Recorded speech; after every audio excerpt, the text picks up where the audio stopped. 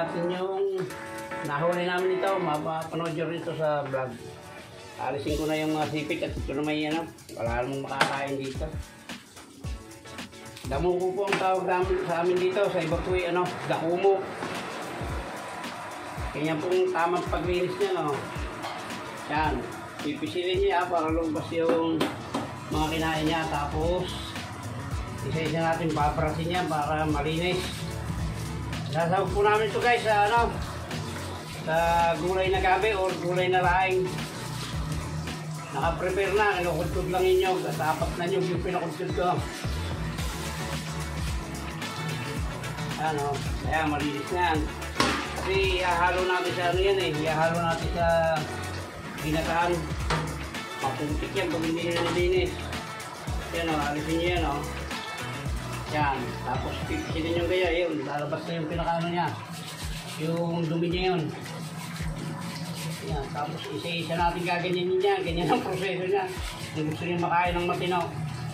Ayan guys, hindi ko napapakita sa inyo lahat ito. Napakatagal nito. Baka buti ito lang isang oras na paglilinis. Ayan, dito ko sinasabog yan guys. Oh. Ito.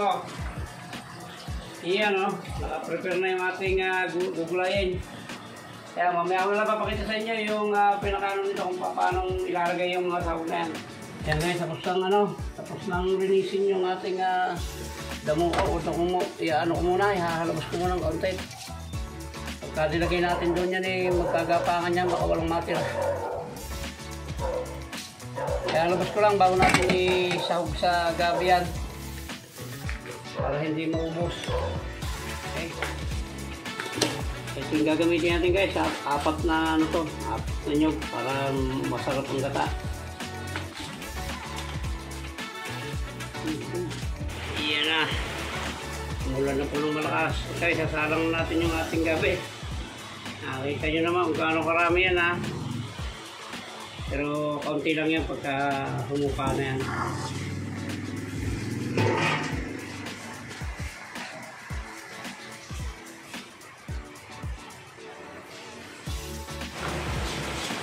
Yun.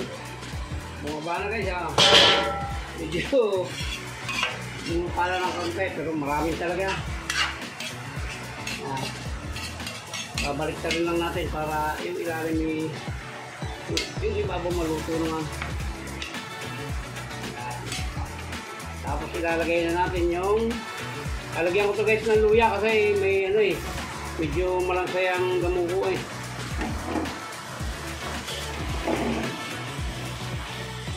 Kulang yung luya para hindi kain ng yan, lalagay na natin itong ating sahog. Kanina kaya hindi ko nilagay, mga buhay pa ito, tatakbo ito.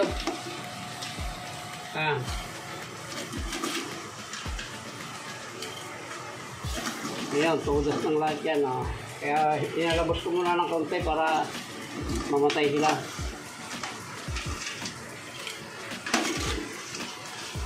Dami.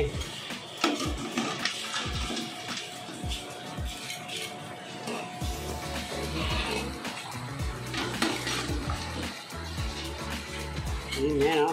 Yung mga gano'ng karami yung sahog.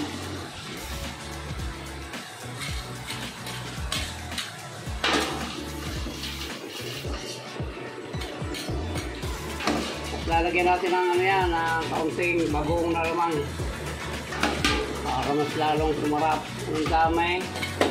Yeah. Sumarap pa yung isa.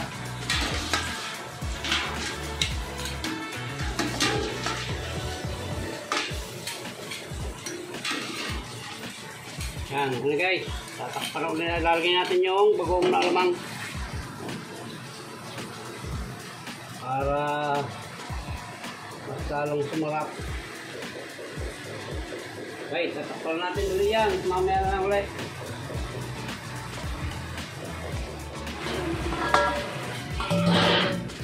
Okay, babalik na rin natin para yung sahog lumasa ng ito. Yeah, puno na ako. Napuno na ako. Tayo. Lutong probinsya naman tayo, lutong probinsya. Yan, di na nakita yung gabi.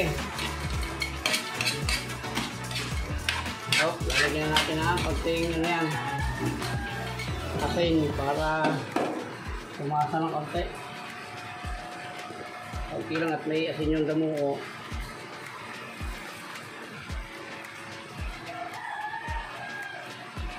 Ano mo yan, baka hindi makain. Kaya tatakpan din natin mamaya. Mamaya natin bubuksan ulit.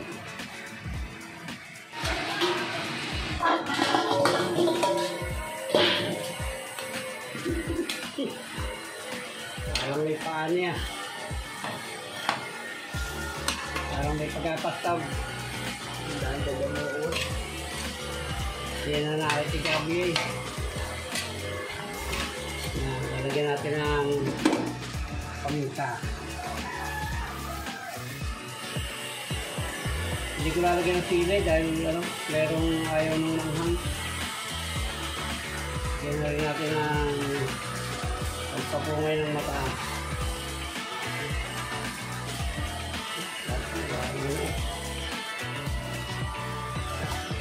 Okay, mamaya natin lalagay yung kakang gata, medyo masabaw pa.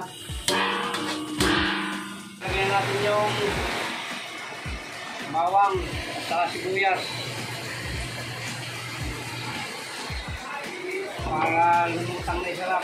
Lalagyan natin yung ating kakang gata. Yun o. Yan, kulo po niya ng kulong-kulo okay na po yan, timplado na yan. Hindi natin tatakpan yan para hindi na siya para hindi magbubuo yung gata.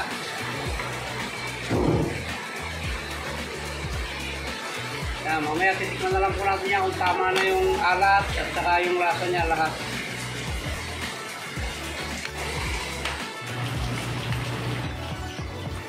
Yan guys, pwede na yan, parang may sabaw-sabaw, titikman lang natin kung tama na.